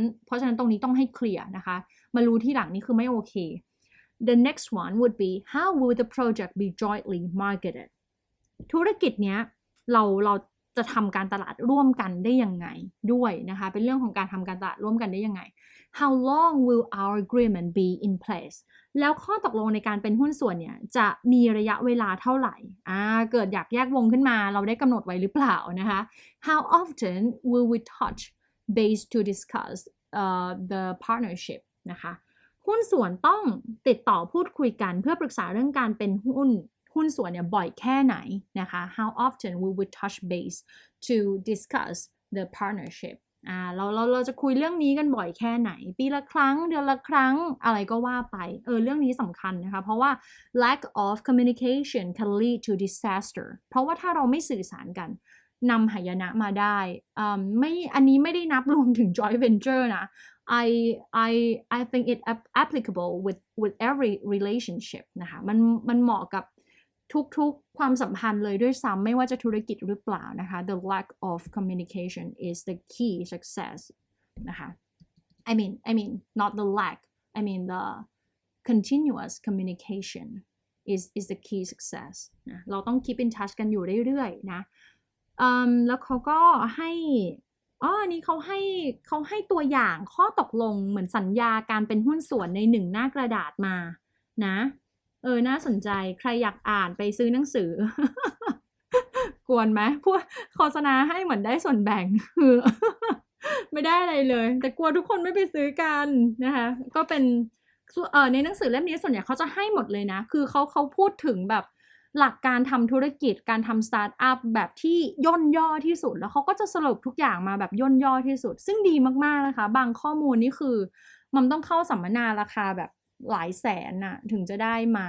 ถ้าเราไม่ได้เรียน business มาโดยตรงอะไรเงี้ยหรือเราไม่มีประสบการณ์หรือค่าสัมมนาค่าสิ่งพวกนี้มันก็แพงเหมือนกันนะคะเพราะฉะนั้นถือว่าโอเคเลยนะคะกับเล่มนี้นะทีนี้ ไปดูพูดถึงเรื่อง partnership ไปแล้วทีนี้มาดูเรื่องการ outsource กันบ้างค่ะเวลาไปจ้างคนนอกเวลาเราทำธุรกิจขึ้นมาแล้วเราต้องไปจ้างคนนอกเพื่อมาช่วยเราทำงานใช่ไหมเพราะว่าปกติแล้วธุรกิจขนาดเล็กเราก็ไม่อยากมี fixed cost right ไม่อยากมีค่าใช้จ่ายที่มันต้องจ่ายไปตลอดมันก็จะเป็นภาระหนักนะคะเพราะฉะนั้นก็เลยต้องมีการจ้างคนนอกเข้ามานะมาดูกันว่าเป็นยังไงโอ้ยทำไมเรื่องนี้มันแอบยาวนิดหน่อยไม่เป็นไรแต่ก็โอเคอยู่โอเคน่าสนใจอยู่นะคะว่าอยากรู้เหมือนกันว่าเวลาจ้างคนนอกมันจะมีปัญหาอะไรเกิดขึ้นบ้างนะคะ The Battle of Outsourcing นะคะ Jamila Tezwell followed a common path after graduating from art school. She waited tables in New York City while dreaming of something elseคือก็จบโรงเรียนศิลปะนั่นแหละก็จบการศึกษาโรงเรียนศิลปะก็เดินตามรอยคนส่วนใหญ่ที่จบสาขานี้นั่นคือทำงานเป็นพนักงานเสิร์ฟในกรุงนิวยอร์กขณะวาดฝันว่าตัวเองจะประสบความสำเร็จในฐานะศิลปิน seriously จริงเหรอคนเรียนโรงเรียนศิลปะจบมาแล้วก็ไปเป็นทำงานพนักงานเสิร์ฟแล้วก็ฝันว่าจะเป็นศิลปินอย่างนี้เหรออันนี้คือเป็นปกติใช่ไหม Fortunately waiting on tables was the only waiting she did โชคยังดีค่ะนะคะเพราะว่าการเป็นพนักงานเสิร์ฟเนี่ยเป็นมันเป็นการใช้คำมันเป็นการเล่นคำของภาษาอังกฤษคือคำว่า waiting on tables นะคะก็คือการเสิร์ฟแต่มันก็คือคำว่ารอใช่ไหมเขาก็เลยบอกว่า was the only waiting she did ก็เป็นการรอคอยเพียงอย่างเดียวที่เธอทำก็คือเป็นอาชีพที่แบบอารมณ์คือเขาใช้เล่นคำคำว่า waiting ที่แปลว่าพนักงานเสิร์ฟกับคำว่า waiting ที่แปลว่ารอคอยนะคะก็เจ๋งดีนะกับการใช้คำตรงนี้โชคดีที่เธอไม่ได้เสิร์ฟอาหารเพียงอย่างเดียวแต่ลงมือสร้างธุรกิจของตัวเองด้วยนะคะ She also took action to start a business. She didn't wait, okay? She started by making outlandish handbags. เธอลงมือสร้างธุรกิจโดยเริ่มจากการทำกระเป๋าถือลวดลายประหลาดนะคะ outlandish นะคะ out ที่แปลว่าออกนั่นแหละ land ที่แปลว่าแผ่นดินนะคะใส่ dish เข้าไปเป็นออกจานไม่ใช่ออกแผ่นดินจาน outlandish นะคะจริงๆก็คือหมายความว่า strange or extremely unusual นะคะก็คือแบบแปลกประหลาดแปลกแบบว่าแปลกไปเลยแบบผิดปกติมากๆนะคะ and unique wallets นะคะแล้วก็เป็นผลิตไอ้นี่ด้วยกระเป๋าตังค์ที่มีเอกลักษณ์นะคะ I was convinced I would magically become an accessories start overnight accessories เนี่ยจริงๆนะคำนี้มันจะบอกว่าคำนี้มันสับสนมากระหว่างคำว่าเครื่องประดับนะคะเขาบอกว่าตอนแรกเธอเนี่ยเชื่อว่าตัวเองจะกลายเป็นดาวเด่นด้านกระเป๋าภายในชั่วข้ามคืนนะคะแต่ว่าคำว่าจะอันนี้เป็นทริคภาษาอังกฤษนะคะก็คือคำว่า accessory นะคะ straight พยางค์ที่2 accessory แปลว่าเครื่องประดับแต่ว่าถ้าเกิดเราออกเสียงคำว่าจำเป็นอะคำว่าจำเป็นนะคะเป็น adjective เหมือนกันเราจะ straight ที่พยางค์แรกเป็น necessary กับ accessory เห็นไหมนี่คือเห็นได้ยินความต่างไหมคะว่ามัน straight ไม่เหมือนกันจะเกิดอะไรขึ้นถ้าเรา accessory แล้วเราก็พูดว่า necessary ฝรั่งงงทันทีเฮ้ยคุณหมายถึงnecessary or accessory เนี่ยมันจะงงตรงนี้นะคะเพราะฉะนั้นต้องระวังตัวตำแหน่งการ straight ตรงนี้ให้ดีเพราะว่าสระอะไรอย่างเงี้ยเสียงมันเหมือนกันนะคะสองคำนี้มันจะสับสนบ่อยเหมือนกันนะคะเขาก็เลยบอกว่า I was convinced I would magically become an accessory star overnight นึกว่าจะเป็นดาวเด่นด้านกระเป๋าภายในชั่วค่ำคืนซะแล้ว overnight นะคะ she says initially assuming that a fashion house would see her products and offer to distribute them โดยที่ตอนแรกเธอนึกทางเขาเองว่าเนี่ยถ้าร้านขายกระเป๋าเห็นผลงานของเธอนะพวกเขาจะต้องเสนอตัวมันจัดจำหน่ายให้แน่ๆเลยอะเพราะของฉันดีขนาดเนี้ย Then I saw I could actually sell my handbags and wallets myself. That's when I decided to pursue the opportunity further. แล้วฉันก็ตระหนักว่าความจริงแล้วฉันก็ขายเองได้นะขายของพวกนี้เองได้นั่นคือตอนที่ฉันตัดสินใจไล่ตามโอกาสทองอีกอย่างหนึ่งค่ะ Jamila headed west to Los Angeles to sell her accessories full-time without relying on a waitress job to pay the bills this time ทีนี้ลาออกไปเลยค่ะจากการเป็นพนักงานเสิร์ฟไม่เอาละย้ายไปเลยไปเป็นแม่ค้ากระเป๋าอย่างเต็มตัวเลยค่ะ It worked มันได้ผล but only just barelyแต่ได้แค่พอประทังชีวิตนะคะ just barely นะคะ she did everything herself and the business struggled to fight its fate เธอทำทุกอย่างด้วยตัวเองแถมธุรกิจยังอยู่ในสภาพงอนแง่นอีกต่างหากนะคะ struggle ก็คือแบบประสบความยากลำบากอะที่จะหาเท้าของตัวเองเจอนะคะ struggle to find its feet ก็คือมันยืนได้ด้วยเท้าของตัวเองไม่ได้อะมันก็เลยกลายแปลเป็นภาษาไทยว่างอนแง่นนั่นเองค่ะเฮ้ยแปลดีแฮะอันนี้แปลดีจังเลย She was glad she no longer waited tables ซึ่งแต่เธอก็รู้สึกว่าโอเคนะที่เธอไม่ต้องมาเป็นพนักงานเสิร์ฟอีกแล้วอ่ะก็รู้สึกโอเคนะคะ But as with buying someone else's franchise, Jamila felt like she bought herself a job. แต่ถึงกระนั้นมันก็เหมือนกับการซื้อธุรกิจแฟรนไชส์จากคนอื่นตรงที่จาเมล่าเนี่ยยังรู้สึกว่าเธอเหมือนกับว่าจ่ายเงินซื้องานให้ตัวเองชัดๆอ่ะทำธุรกิจมาการแบบฉันก็โอเคใช่ทำงานให้ตัวเองแต่ก็ทำงานหนักจังเลยอย่างเงี้ยนะคะเป็น job แทนที่แบบเหมือนมันไม่มีอิสระนะคะเขาเลยเรียกว่า job มันรู้สึกว่าเวลาคนเขียนเขาใช้คำว่า job นะคะมันจะหมายถึงว่าเป็นงานที่มีเงินอยู่แหละแต่ไม่มีเวลาไม่มีอิสระนะคะแต่พอเขาเรียกคำว่าเป็น business เนี่ยมันจะเป็นอีกความหมายหนึ่งนะเป็นความหมายประมาณว่าต้องมีเวลามีเงินด้วยอะไรเงี้ยมีอิสรภาพมี freedom 3 years in 3 ปีผ่านไปเขาใช้คำว่าผ่านไป3 ปีเนี่ยเราไม่จำเป็นต้องใช้คำว่า later อย่างเดียวเราใช้คำว่า in ก็ได้นะคะ3 years in นะคะ Jamila was ready to make a change เธอก็พร้อมที่จะเปลี่ยนแปลงค่ะ she hired the local seamstress to make the product under her supervision นะคะไปจ้างคนนอกมาค่ะไปจ้างช่างเย็บผ้าคนนอกท้องถิ่นมาเขาอ่านว่าคำว่าผู้หญิงที่จ้างรับเย็บอะไรพวกนี้ค่ะเราจะเรียกว่า seamstress นะคะเป็นคำที่ old fashion หน่อยนะเป็นคำโบราณนิดนึงนะคะก็ to make the product under her supervision ก็คือเธอยังดูแลอยู่แหละก็ให้มาทำโดยอยู่ภายใต้การดูแลของเธอ under her supervision a move she describes as challenging but necessary เห็นไหมคำว่า necessary ก็คือจำเป็นที่พูดถึงเมื่อกี้ straight พยางค์แรกนะคะกับ accessory อันนั้นคือเครื่องประดับ straight พยางค์ที่2ยากจริงนะคะไงล่ะ ก็จ้างมาเธอบอกว่านี่เป็นการเปลี่ยนแปลงที่ท้าทาย challenging but necessary แต่จำเป็น After that หลังจากนั้น she brought in someone to do the printing and shipping as well หลังจากนั้นเธอก็เอาคนมาทำเรื่องการพิมพ์ลวดลายลงบนกระเป๋าแล้วก็การจัดส่งสินค้าด้วยนะคะอย่างอันเนี้ยเขาใช้แค่คำว่า printing ที่แปลว่าการพิมพ์แต่เรารู้บริบทไงว่าเขาเป็นการทำกระเป๋านะคะเขาก็เลยหมายถึงไม่ใช่พิมพ์กระดาษแต่เป็นการพิมพ์ลวดลายลงในกระเป๋ามากกว่าเขาก็เลยแปลออกมาว่าเป็นการพิมพ์ลวดลายลงบนกระเป๋าแบบนี้ถือว่าผู้แปลคนนี้แปลดีนะคะมันรู้สึกชอบนะคืออ่านภาษาไทยไปยาวๆเราไม่รู้สึกแบบไม่เข้าใจเลยอะไรอย่างเงี้ยThis was a big step that required a brutal process of trial and error, but getting the product out of my home office was incredibly liberating. คือกระบวนการนะคะ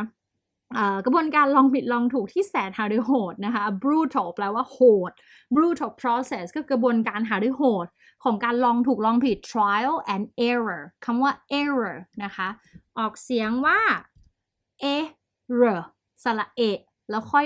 straight พยางค์แรก not error นะคะไม่ใช่ error แค่นี้พอ trial and error นะคะก็คือลองผิดลองถูกนะแต่การจ้างคนผลิตสินค้าจากที่อื่นเนี่ยที่ไม่ใช่บ้านของตัวเองอ่ะซึ่งฉันก็ใช้เป็นสำนักงานด้วยก็ทำให้ฉันรู้สึกเป็นอิสระอย่างเหลือเชื่อเขาใช้คำว่า liberating นะคะถ้าใครรู้จักคำว่า liberal นะคะ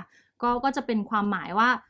มีอิสระอะไรพวกเนี้ยค่ะมาจากคำนั้นนะ liberal นะคะเนาะซึ่งจริงๆคำว่า liberal เป็น adjective นะคะจะหมายถึงการที่เราเคารพความคิดเห็นของคนอื่น respecting others opinions นะคะก็ประมาณนั้น It felt like my child was finally old enough to go off to boarding school or something มันรู้สึกเหมือนกับว่าลูกของฉันเนี่ยกำลังจะไปอยู่โรงเรียนประจำคือพร้อมที่จะออกจากอ้อมอกแม่แล้วอะไรประมาณนั้นเลยนะคะคือการที่เขากล้าที่จะแบบเอาซอร์สจ้างคนอื่นมาช่วย Interestingly, this perspective is not universally accepted สิ่งที่น่าสนใจคือไม่ใช่ทุกคนที่ชื่นชอบแนวคิดเรื่องการจ้างคนนอกคือ outsource การ outsource เนี่ยไม่ฮิตเลยไม่นิยมเลยนะคะ Several other topics covered in the study resulted in a wave of similar responsesนะซึ่งเวลาผมสัมภาษณ์เจ้าของธุรกิจหลายคนก็มักพูดไปในทางเดียวกันเมื่อเป็นเรื่องของการทำธุรกิจด้วยเงินทุนตัวเองแล้วก็แผนธุรกิจที่มีข้อจำกัดนะคะ Many members of our group spoke of bootstrapping and limited business plans in the same way and the connection between freedom and value was a key theme for almost everyone นะคะแต่ว่าพวกเขาก็ยังให้ความสำคัญกับความเชื่อมโยงระหว่างอิสรภาพกับคุณค่าแต่ก็เป็นประเด็นหนึ่งที่ทุกคนเนี่ยต่างมีความเห็นที่มันต่างกันออกไปนะ but there was one topic that resulted in a wave of divergent opinions ก็คือความเห็นที่มันแตกกันออกไปนะคะ divergent that topic was employing contractors or virtual assistants also known as outsourcing นะคะซึ่งนั่นก็คือการจ้างพนักงานชั่วคราวหรือพนักงานที่ทำงานจากที่บ้าน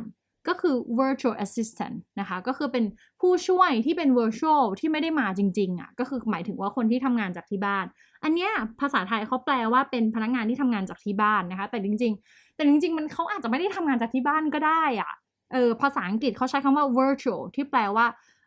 จำลองขึ้นมาคือไม่ได้มีตัวตนจริงอ่ะแต่คือเขาอาจจะทำงานจากbeach ก็ได้ถูกปะอาจจะทำงานจากภูเขาก็ได้แล้วแต่ไอก็เลยรู้สึกว่ามันยากเหมือนกันนะที่จะแปลเป็นภาษาไทยให้ตรงนะคะ virtual assistants ก็คือคนที่เป็นผู้ช่วยแหละแต่ไม่ได้มาเข้าทำงานที่ออฟฟิศอะไรเงี้ยจริงๆนะ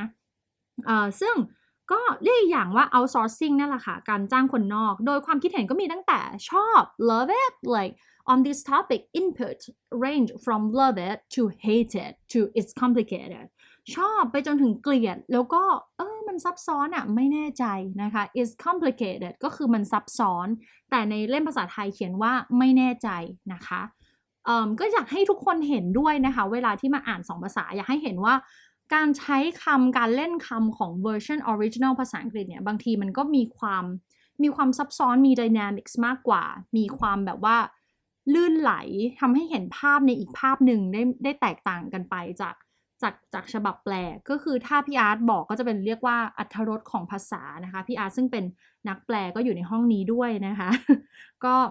เป็นนักแปลที่มันก็ชื่นชอบนะเพราะว่าแปลดีนะคะชอบแนะนำนะคะคุณชัชวนันท์นะคะหาได้ตาม C1 ทั่วไปนะคะร้านค้าหนังสือของแกนะโอเค For every story like Jamila's that told of partnership leading to freedom ก็ตั้งแต่เรื่องราวของจามิล่าที่มีอิสรภาพได้ด้วยการจ้างคนนอกมาช่วยงานนะ I heard a contrasting story from someone who was much happier deliberately keeping the business to themselves without outsourcing or hiring. Let's look at a few examples of a different camps. ซึ่งเขาก็บอกว่าแล้วเรื่องราวนอกจากเรื่องราวที่เขาได้อิสรภาพจากการจ้างคนอื่นมาช่วยแต่ก็ยังมีเรื่องราวที่เป็นไปในทางตรงกันข้ามอย่างที่คนแบบเขาชอบทำทุกอย่างด้วยตัวเองอ่ะไม่อยากจ้างคนอื่นอ่ะเขาก็เลยจะให้ดูว่ามันก็ทำได้เหมือนกันนะคะเขาเรียกว่าเดี๋ยวแปลยากแหละ case 1ทำไมเรียกว่าฝ่ายแรกอะ case 1 wait case 1 pro outsourcing สนับสนุนการจ้างคนนอก what โอเคเขาให้ดู2มุมอะว่ามุมแบบว่าสนับสนุนกับไม่สนับสนุนเดี๋ยวนะขอเช็คแป๊บหนึ่งนะคะโอเคใช่อันแรกอะเป็นคนแบบสนับสนุนการจ้างคนนอกก่อนว่ายังไงฝ่ายที่ชื่นชอบการ outsource เนี่ยค่ะมักจะมองธุรกิจมักจะเป็นเจ้าของธุรกิจที่มองว่าการส่งต่องานและความรับผิดชอบให้คนอื่นก็จะทำให้เรามีอิสรภาพมากขึ้นพวกเขาอธิบายไว้ดังนี้ค่ะHiring employees was my biggest challenge as a business owner การจ้างพนักงานจริงๆคือความท้าทายครั้งใหญ่ที่สุดของฉันในฐานะธุรกิจเลยล่ะ I put it off for years and turned away tens of thousands of dollars each year because I was afraid to grow ฉันผัดผ่อนเรื่องนี้มานานหลายปีและสูญเงินนับหมื่นดอลเพราะไม่กล้าขยายธุรกิจFinally I realized that I had hit a ceiling สุดท้ายก็คือชนเพดานคืออะไรคือมาถึงทางตันแล้วค่ะก็ตระหนักยอมรับกับตัวเองว่าธุรกิจมาถึงทางตันแล้วฉันจะไม่มีทางทำเงินได้มากกว่านี้ถ้าไม่หาคนมาช่วย I couldn't make any more money without bringing some members to my team since changing the structure ตั้งแต่เปลี่ยนโครงสร้างแบบนี้นะคะ I'm able to accept all of the orders I had to turn away ก็สามารถรับคำสั่งซื้อทั้งหมดที่เมื่อก่อนต้องตอบปฏิเสธไปI'm no longer overbooked ไม่มีการ overbook อีกแล้วนะคะไม่มีงานล้นมืออีกต่อไปนะคะ and I can invest extra time in moving the business forward in other aspects นะแล้วก็ทั้งยังมีเวลาที่จะขับเคลื่อนธุรกิจไปในทิศทางอื่นๆได้ด้วยนะ Do I wish I could do it all myself? I used to คิดว่าฉันเคยอยากทำทุกอย่างด้วยตัวเองหรือเปล่าเคยอยากทำด้วยตัวเอง because I don't like to lead or be led เพราะว่าฉันเนี่ยไม่อยากจะไปควบคุมคนอื่นหรือว่าถูกคนอื่นควบคุมด้วยนะคะก็เลยทำคนเดียวให้มันจบไปจะได้ไม่ต้องยุ่งอะไร I don't like to feel like the boss ฉันไม่อยากรู้สึกเหมือนเป็นบอสอะ but I'm so much happier now as part of a team นี่น่ารักแต่ตอนนี้ฉันมีความสุขมากขึ้นในฐานะที่เป็นส่วนหนึ่งของทีมคือไม่ใช่บอสนะ but a part of a team I'm the pilot of my business and my crew is there to make my work easier while fulfilling their own goals as well น่ารักมากอธิบายได้น่ารักมากนะคะฉันเนี่ยก็คือคนเหมือนเป็นนักบินของธุรกิจของตัวเองแล้วคนอื่นก็อยู่เหมือนเป็นทีมเป็นครูเหมือน cabin crew ต่างๆนะคะก็ทำให้งานของฉันเนี่ยง่ายขึ้นแถมพวกเขายังได้เติมเต็มเป้าหมายของตัวเองด้วยนะคะจริงๆก็คือมามองว่าเขาเป็น leader ไม่ใช่บอสถ้าบอสก็จะบอสสิสั่งนู่นสั่งนี่อะไรอย่างเงี้ยจริงๆบอสก็เหนื่อยอยู่ดีแต่ leader มันเหมือนกับว่ามันมีคนมาช่วยจริงๆเป็น Our aims has always been to have zero employees in order to avoid the expense ที่ผ่านมาเราวางแผนไว้ว่าจะไม่จ้างพนักงานแม้แต่คนเดียว zero employees เพื่อจะลดภาระค่าใช้จ่ายค่ะcomplex legal issues ปัญหาซับซ้อนทางกฎหมายนู่นนี่นั่น and inflexibility แล้วก็ความไม่ยืดหยุ่นด้วยนะยังไงก็ตาม however our warehousing operation is completely contracted out all stock receipts storage processing pick pack and dispatch is taken care of by our logistic partners เจ๋งอะแต่ยังไงก็ตามเราก็จ้างคนนอกมาบริหารสินค้าแทนหมดเลย ดูแลทั้งเรื่อง receipt ใบรับสินค้าใบเสร็จการเก็บกระบวนการผลิตการรับการห่อการส่งเราแค่ส่งคำสั่งซื้อไปให้พวกเขาเท่านั้นนะคะ we just send the orders we use freelance sales agents แล้วก็จ้างพนักงานขายอิสระที่ได้ค่าแรงจากค่าในหน้าอย่างเดียวด้วยค่ะไม่ต้องมี fixed cost นะคะทำได้ who are paid on commission only ไม่มีแบบเป็น base salary นะคะไม่มีแบบเป็นฐานเงินเดือนอะไรอย่างเงี้ย we use virtual assistants for telephone answering when we are unavailable ด้วยแล้วจ้างพนักงานที่ทำงานจากบ้านคอยรับโทรศัพท์เวลาที่เราไม่ว่างนะคะก็เป็นเรื่องของคุณโจนาธานPincus นะคะก็อ่านเรื่องราวได้ในบทที่4แต่ว่าบทที่14แต่อันนี้บทที่12นะคะซึ่งมันจะอ่านเป็นบทสุดท้ายแล้วสำหรับหนังสือเล่มนี้นะคะเพราะว่าบทอื่นๆเนี่ยมันรู้สึกว่ามันก็คีย์มันน่าจะมันค่อนข้างจะยิบย่อยอะไรเงี้ยก็เลยอยากให้ไปลองไปดูกันด้วยตัวเองดีกว่านะคะเนาะส่วนอีกอันนึงนะคะว่าทำไมเขาถึงเห็นด้วยกับการแบบจ้างคนนอกนะคือwe contracted เขาบอกว่า we contracted with an outside printer to make our first run of maps เราทำสัญญากับโรงพิมพ์เพื่อจัดพิมพ์แผนที่ชุดแรกอันนี้มาตั้งแต่บทแรกๆเลยนะคะนั่นเป็นการตัดสินใจที่ดีที่สุดในชีวิตผมเลย and it was the best decision we have ever made นะคะ our business would literally not exist if we had tried to print the maps on our own ธุรกิจของเราคงจะเกิดขึ้นไม่ได้หรอกถ้าเราพยายามพิมพ์แผนที่ด้วยตัวเอง As demand has increased, our printers have been able to provide us with additional inventory นะคะก็เมื่อแผนที่ของเราเนี่ยเป็นที่ต้องการมากขึ้นโรงพิมพ์ก็จะเพิ่มกำลังการผลิตให้เราไม่มีทางพิมพ์แผนที่จำนวนมากๆไปพร้อมๆกับการทำงานเต็มเวลาและดูแลธุรกิจที่กำลังขยายตัวได้หรอก We never would have been able to print large quantities of poster while maintaining our full-time jobs and tending to grow a growing business. We are also happy that our business can support the work of other artisans นะคะก็เขาก็บอกว่านอกจากนี้เราก็ยังมีความสุขด้วยที่ธุรกิจของเราสามารถสนับสนุนผลงานของช่างฝีมือรายอื่นด้วยนะคะซึ่งธุรกิจของคุณเจนแอนเดรนกับโอมาคนนี้ก็คือเขาพิมพ์แผนที่ที่สวยๆขายเพราะเขาเป็นนักออกแบบนะคะแล้วเขาจะไปเที่ยวเขาก็เลยทำแผนที่ขึ้นมาเฉยๆเนี่ยแหละสนองนี้ตัวเองแต่พอแบบไปพิมพ์ที่ร้านบอกว่าอย่างน้อยคุณจะต้องพิมพ์50 copy นะเพราะว่าพิมพ์แผ่นเดียวเขาไม่รับเขาก็เลยลงทุนควักเงิน 15,000 บาทนะคะ$500จะใช้แผนที่ที่อุตสาห์ทำออกมาแล้วยอมจ่ายก็ได้วะอย่างเงี้ยก็เลยจะใช้อันเดียวแหละแต่พิมพ์มา50จ่าย 15,000 ไปเลยจ้ะก็คือเขาไม่ได้ไปซื้อเครื่องปริ้นมาปริ้นเองอะไรอย่างเงี้ยนะคะเขาก็บอกว่าหรือว่าอีก49ใบที่เหลือน่าจะมีคนซื้อมั้งก็เลยทำเว็บขึ้นมาแล้วก็ขายหมดเฉยก็เลยกลายมาเป็นธุรกิจต่อยอดมาเรื่อยๆจนถึงปัจจุบันนี้เขาก็มีสินค้ามากมายที่เกิดจากการออกแบบของเขานั่นเองเขาถึงได้บอกว่าตอนที่ไปทำสัญญากับโรงพิมพ์เพื่อจัดพิมพ์แผนที่ชุดแรกนั่นแหละเป็นการตัดสินใจที่ดีที่สุดเลยที่เอางานไปให้คนอื่นทำอย่างนั้นนะคะเขาจะได้มีเวลามาออกแบบมาคิดดีไซน์ไม่ได้ต้องไปเรียนแบบว่าพวกในสื่อสิ่งพิมพ์แทนในพวกนี้ก็แบ่งให้คนอื่นเขาทำบ้างอารมณ์นั้นนะคะซึ่ง these quotes are representative of others who have or said similar things คำพูดเหล่านี้ก็เปรียบได้กับคำพูดแทนใจจากเจ้าของธุรกิจที่เห็นพ้องต้องกันว่า outsourcing increases freedom and allows the business to scale without the owners doing everything themselves การจ้างคนนอกเนี่ยก็จะช่วยเพิ่มอิสรภาพและทำให้ธุรกิจสามารถขยายตัวได้โดยที่เจ้าของไม่ต้องทำทุกอย่างด้วยตัวเองก็อย่างที่คุณโจนาธานบอกค่ะพอเขามีเวลาว่างมากขึ้นเนี้ยเขาก็จะมีเวลาไปพัฒนาธุรกิจได้มากขึ้นแทนที่คือถ้าเราทำทุกอย่างหมดบางทีเราอาจจะหมดเวลาเพื่อที่จะมาพัฒนาตัวเองพอพัฒนาตัวเองไม่ได้ก็พัฒนาธุรกิจไม่ได้นะคะมันก็จะไม่ไปไหนไม่เจริญเติบโตนั่นเองค่ะ Can I take a break a little? I need a sip of water นะคะน้องมามคือถ้าฟังจากที่พูดเมื่อกี้คือคนเขียนเขาพูดถึงประสบการณ์ที่ไม่ดีจากการซื้อแฟรนไชส์ใช่ปะใช่แต่มันก็เป็นงั้นจริงๆนะเพราะบางทีแฟรนไชส์ออกมาขายกันนะก็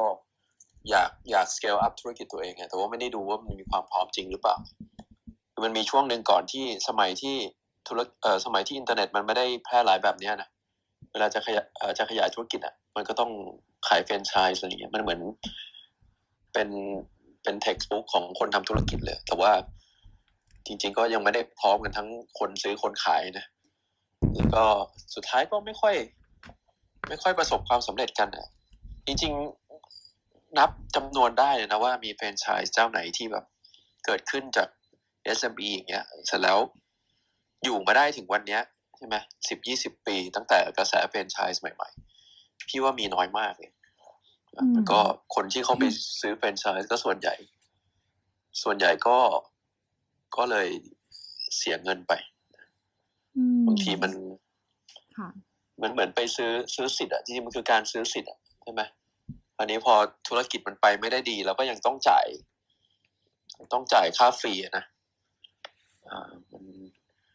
หรือว่าถ้าจะไปซื้อของแบรนด์ดังๆ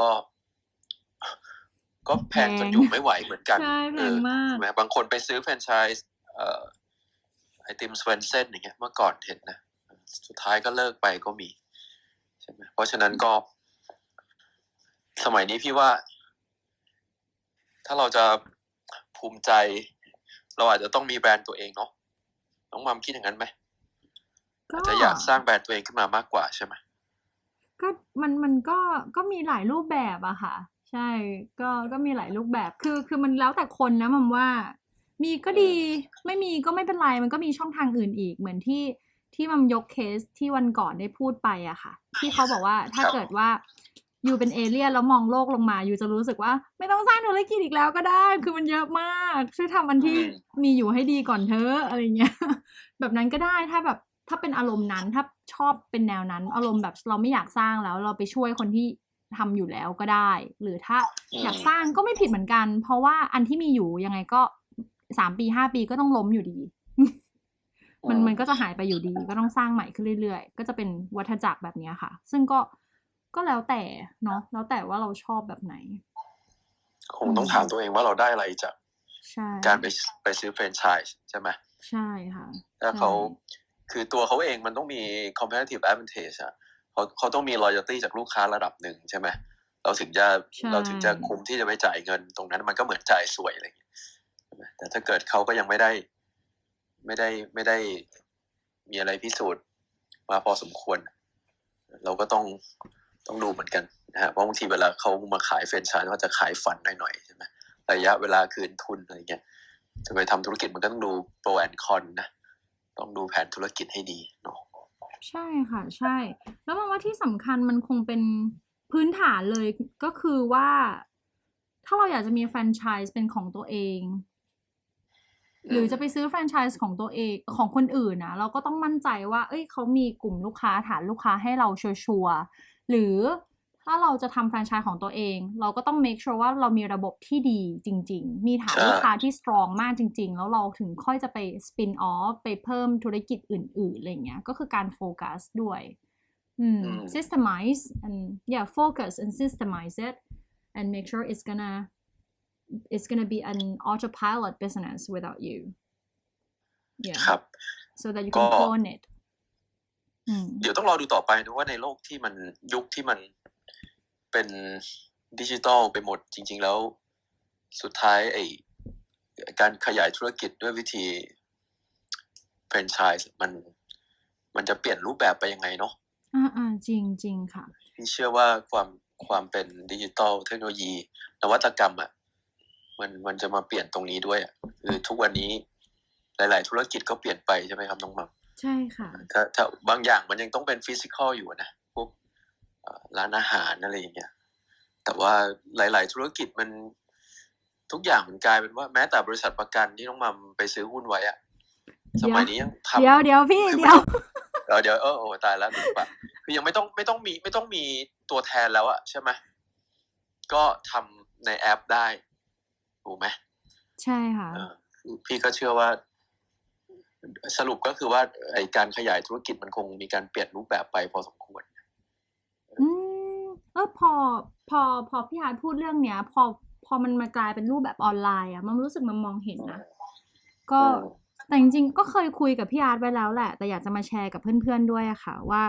พอมันเป็นออนไลน์แล้วอ่ะไอ้รูปแบบคำว่า franchise มันอาจจะไม่ได้มาในรูปคำว่า franchise อีกต่อไปแต่มันมาในรูปของคำว่า affiliate marketing ใช่ใช่นั่นแหละประเด็นคืออย่างแบบในช่อง YouTube Channel หรือในบล็อกต่างๆก็ตามนะคะเราจะเห็น affiliate ที่เห็นชัดๆเลยคือ Amazon ทำพวกบริษัท VPN ทำแพร่หลายมากๆแอปเทคนู่นนี่นั่นทำใช้โมเดลนี้หมดพี่อารู้ไหมคะว่า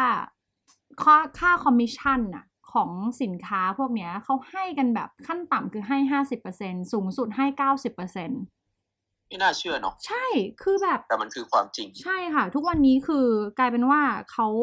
ยูทูบเบอร์ต่างๆเนี่ยเขาจะเลือกสินค้าตอนก่อนที่เขาจะลองใช้สินค้าอะไรเขาเข้าไปดูในเว็บไซต์หรือแบรนด์นั้นก่อนเลยว่าคุณมี affiliate marketing ให้ฉันไหมก่อนฉันจะลองใช้ของคุณเพราะถ้าฉันใช้แล้วชอบอ่ะฉันจะรู้สึกแฮปปี้ที่จะโปรโมทให้คุณเพราะฉันจะได้เงินจากมันด้วยไม่ได้น้อยแบบ 10% 20% ด้วยค่ะได้ทีละแบบ 60% 70% 90% ก็มีแล้วมันจะอยู่ตรงนั้นไปตลอดอยู่ในช่อง YouTube Channel ของเขาไปตลอดเลยจนแบบบางทีบางธุรกิจบางสินค้าเขาให้ความ affiliate เนี้ยเป็นสินค้าตัวหนึ่งของเขาเลยด้วยซ้ำแล้วบางยูทูบเบอร์ก็คือแบบอ๋อถ้าบริษัทเนี้ยดีหรอแต่คุณไม่มี affiliate โปรแกรมอ่ะฉันก็ไม่ลองใช้หรอกจะไม่ใช้เลยอ่ะจะเป็นตัวตัดสินเลยว่าไม่อ่ะคุณวินอยู่คนเดียวนี่นาแบบยูเซอร์ไม่ได้วินเลยอะไรเงี้ยใช่นี่ก็เป็นพี่คิดว่าอันนี้เป็นตัวอย่างที่ดีมากของการขยายธุรกิจนะจริงๆบางคนอาจจะมาให้บอกว่ามันไม่เกี่ยวกันนี่แฟรนไชส์ก็แฟรนไชส์อะไรอย่างเงี้ยaffiliate แต่จริงๆมันเป็นรูปแบบของการขยายธุรกิจใช่ไหมใช่มันเป็นรูปแบบของการ scale up ธุรกิจหรือว่าเนี่ยอย่างที่น้องมาบอกที่เอาไปให้ยูทูบเบอร์เขาโปรโมทใช่ไหมแล้วก็กลายเป็นเหมือนคล้ายๆหุ้นส่วนกันเลยถูกไหมใช่คือถ้าแบ่งขนาดนั้นนะถ้าแบ่งส่วนแบ่ง 50-60% มันเหมือนเป็นหุ้นกันคนละครึ่งเลยใช่ไหมจริงใช่ค่ะถ้าเป็นสมัยก่อนเราสมมติเราขายเครื่องสำอางหรือครีมอะไรเงี้ยแล้วเราจะขยายธุรกิจเราอาจจะต้องไปตั้งร้านถูกไหมขายแฟรนไชส์ตั้งร้านของแบรนด์เราขายเป็นแฟรนไชส์แล้วก็คนขายก็แบ่งให้เรา 20% ในฐานะแฟรนไชส์เซอร์อะไรเงี้ยแต่เดี๋ยวนี้ก็อย่างที่น้องมามบอกนะอันนี้ก็แค่ตัวอย่างนึงนะจริงๆมีวิธี scale up ธุรกิจอีกเยอะเนาะใช่คือการให้ affiliate มันก็เหมือนกับว่าคุณมีช่องทางเป็นโปรโมทโดยคนอื่นมาช่วยทำเหมือนคุณมีเซลล์อยู่ทั่วโลกอยู่ใน YouTube Channel หลายช่องทางในรูปแบบที่มันแนบเนียนอย่างแบบ Amazon อย่างเงี้ยที่เห็นจะชัดเลยก็คือ Amazon Pix เหมือนกับเขาให้ create ว่าคุณเป็นเจ้าของ YouTube Channel ช่องกล้องใช่ไหมงั้นคุณทำคลิปหนึ่งแนะนำอุปกรณ์สำหรับมือใหม่สำหรับคนที่อยากเป็นยูทูบเบอร์มือใหม่แล้วก็เลือกว่าคุณเลือกสินค้าอะไรบ้างกล้องรุ่นนี้ขาตั้งกล้องรุ่นนี้แบตเตอรี่รุ่นนี้ไฟรุ่นนี้แล้วก็มาเป็นหน้าโปรไฟล์ของคนนั้นอยู่ในเว็บ Amazon เวลาคนซื้ออย่างเงี้ยก็จะกดผ่านลิงก์อันนี้ซื้อของคุณยูทูบเบอร์คนนี้คอมมิชชั่นก็จะเห็นเลยอะค่ะมันจะ track ได้หมดเลยมันเหมือนเป็นแบบวินกันทุกฝ่ายเลยจริงๆค่ะหรืออีกตัวอย่างหนึ่งสมมติว่าจะสมมติว่าน้องหอมจะสอนภาษาอังกฤษใช่ไหมถ้าเป็นเมื่อ20 กว่าปีก่อนนะก็อาจจะต้องตั้งเป็นโรงเรียนต้องไปเช่าที่ตามห้างถูกไหมตั้งเป็นโรงเรียนแล้วพอเริ่มดังปุ๊บก็มีการขยายสาขาแล้วก็ขายแฟรนไชส์อันนี้ประสบการณ์จริงพี่นะเพราะธุรกิจครอบครัวพี่ทำโรงเรียนภาษาจีนก็ทำแบบนี้ถึงจุดหนึ่งมีอยู่ประมาณสัก 4-5 สาขาแล้วเริ่มดังก็ขายแฟรนไชส์ใช่ไหมแล้วก็ทำเองส่วนหนึ่งแต่ว่าสมัยนี้สมมติน้องมามสอนภาษาอังกฤษจริงๆคือน้องมามไม่ต้องมี physical school ตั้งแต่แรกด้วยซ้ำถูกป่ะ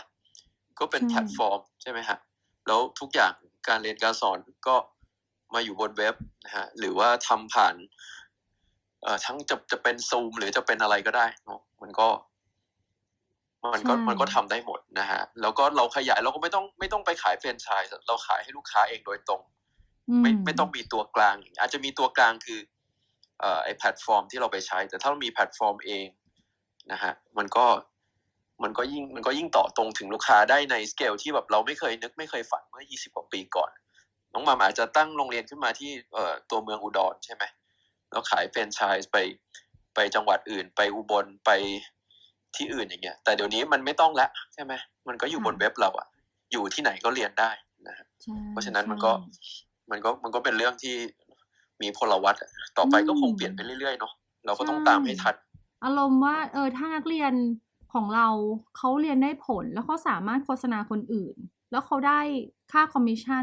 จากคนอื่นที่เข้ามาเรียนด้วยอะไรเงี้ยมันก็จะรู้สึกว่าวินก็ได้ผลจริงๆคุณก็ควรจะได้อะไรเป็นการตอบแทนเหมือนกันนะคะที่สนับสนุนเรา